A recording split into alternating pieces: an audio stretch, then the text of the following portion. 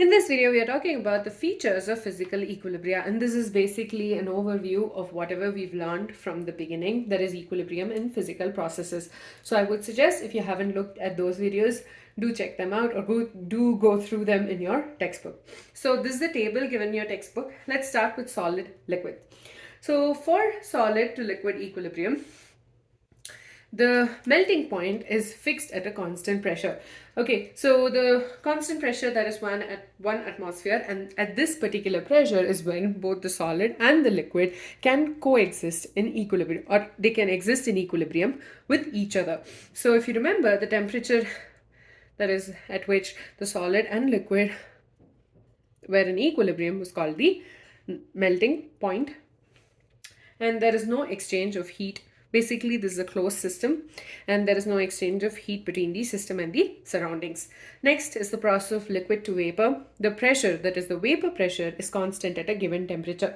When there is an increase in the vapor pressure, there is also going to be, when there is an increase in temperature, there is going to be an increase in vapor pressure, because you have the process of conversion of liquid to vapor taking place more, and then that in turn means that the pressure exerted by the vapor will also increase. The third one is solute, and in the solution, and solute, which is a solid, remember a solution consists of two parts, solute and solvent. In case of water and sugar, solvent is water and solute is sugar. So the solute, which is in the solid form, is in equilibrium with the solute, which is in the solution, which is dissolved in the solution. So the concentration of the solute will stay constant only when the temperature stays constant. If you remember, I was talking about the fact that if there was an increase in temperature, solubility of sugar would increase, and that in turn would mean that the equilibrium is lost. The last one is gas. So we talked about the gas in a liquid. So gas, that is a carbon dioxide which is in the gaseous state, and the carbon dioxide which is dissolved in the liquid. So for dissolution, the concentration of the gas in the liquid is proportional to the pressure of the gas which is above it. That is the Henry's law.